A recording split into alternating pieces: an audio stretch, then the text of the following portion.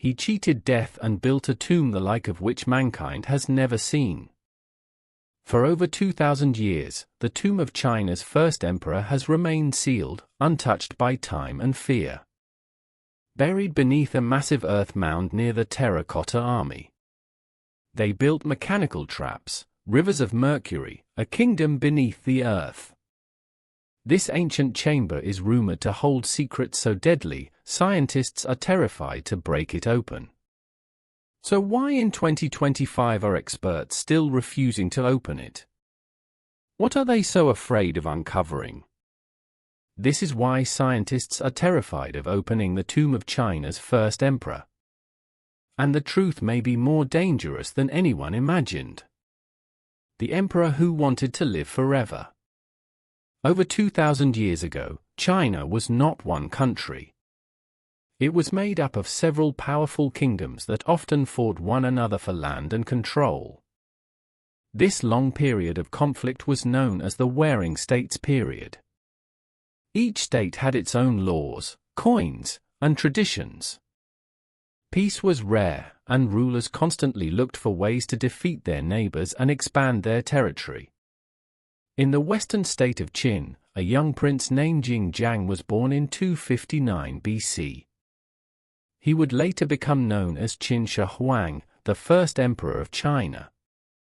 Jing became king at the age of just 13 after the death of his father, King Xuang. Although he was still very young, the boy was already surrounded by ambitious ministers, advisors, and generals who helped him keep power while he was growing up. As he grew older, Jing proved to be a strong and determined leader. He wanted to do more than simply rule his own state. He dreamed of something much bigger, to unite all the rival states under one ruler, one law, and one nation. This was something no one had ever done before in China. For nearly 10 years, he led his armies in a series of military campaigns across the region. One by one, the other kingdoms fell to the power of Kaiyan.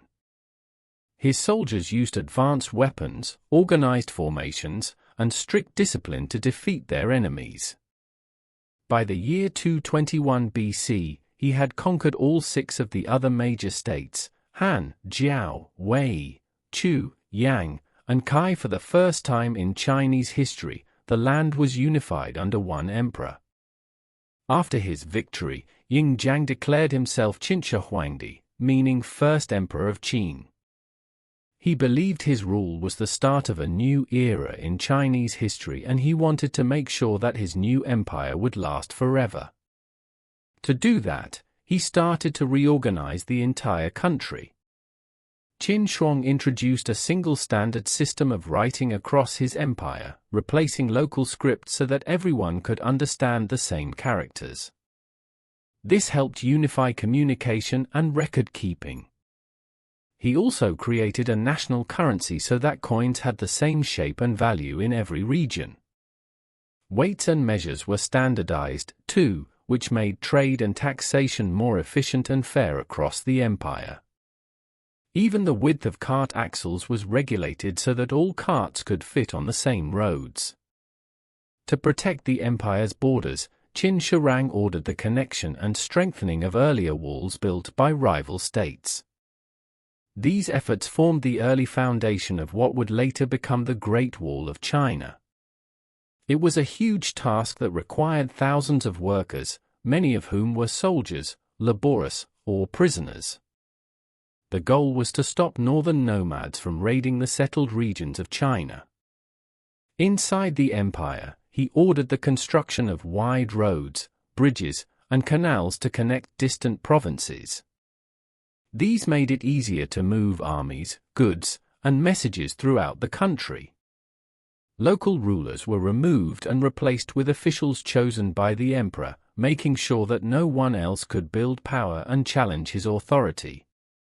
But while Qin Shi Huang worked to strengthen his empire on the outside, he also had a deep fear that was growing inside him, the fear of death. He simply wanted to rule forever. Qin Shi Huang became obsessed with the idea of immortality. He sent teams of scholars, doctors, and alchemists across the land to search for ways to keep him alive forever. Some were ordered to sail to distant islands in search of magical herbs or elixirs.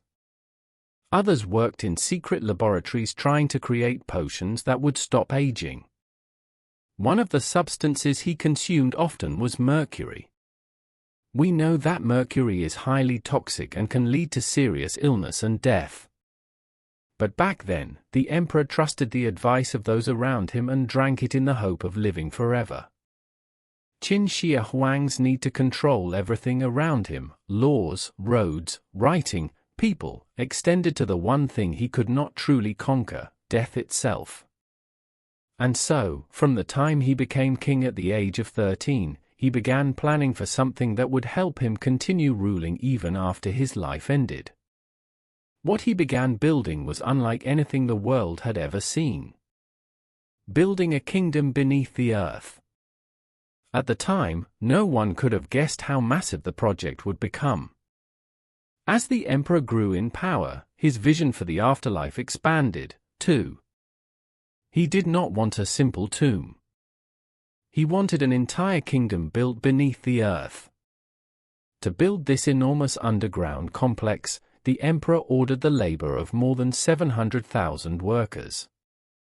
These included soldiers, craftsmen, prisoners, and conscripted peasants brought from across all the newly unified states. Some historians believe this number might have been exaggerated in ancient records, but archaeological evidence confirms that the project was enormous and would have required a vast workforce over many years.